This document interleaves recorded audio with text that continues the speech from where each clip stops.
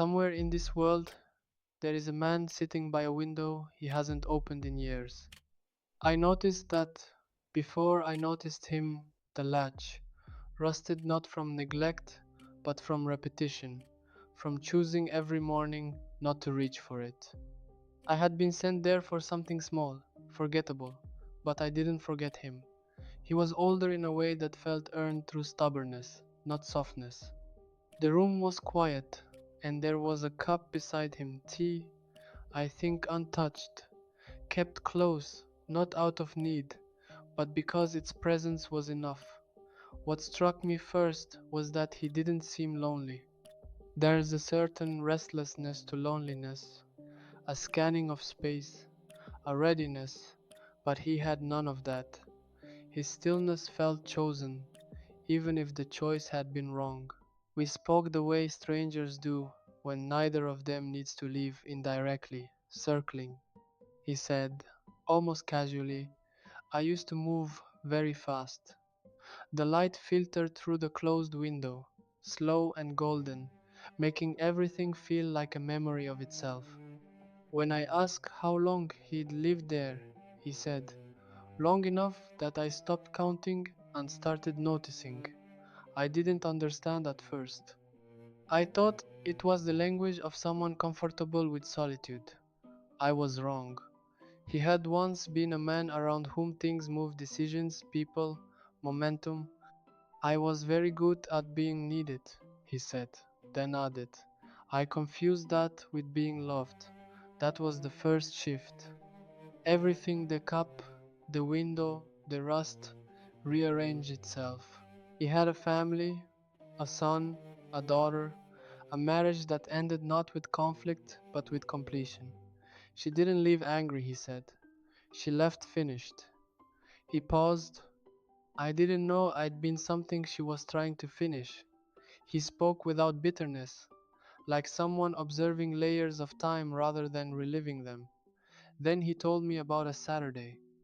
Not which one, just a Saturday. His son had asked him to come outside, to see something small and important in the way only children understand. He said, in a few minutes. The minutes stretched into hours, and by the time he looked up, the moment was gone. I don't think I moved fast that day, he said. I just didn't move toward him. The cup remained untouched between us. I told myself I was building something for them, he said. That's what men say. It's not a lie. It's just an incomplete truth. He looked at the window. And incomplete truths are the ones that cost you everything, because they feel enough, like honesty, that you never question them. That was the second shift. This wasn't a man who chose solitude. It was a man who arrived there, slowly, through 1,000 small, reasonable decisions. He asked me if I had people. I said yes.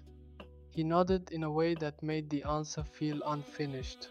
Then he said it, quietly, while looking at the window.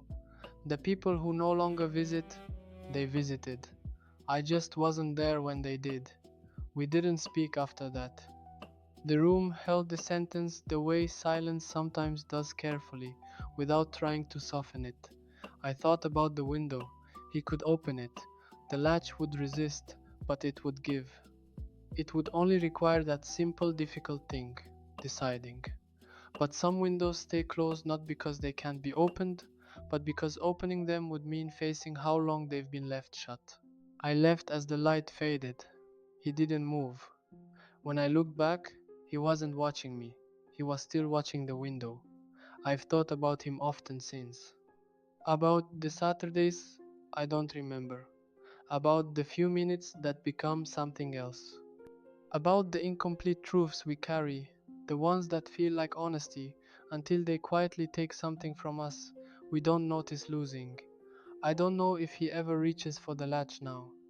I don't know if awareness changes anything, but I know this. Somewhere in your life, there is a window that is not rusted yet, and there is someone who would still come if you opened it.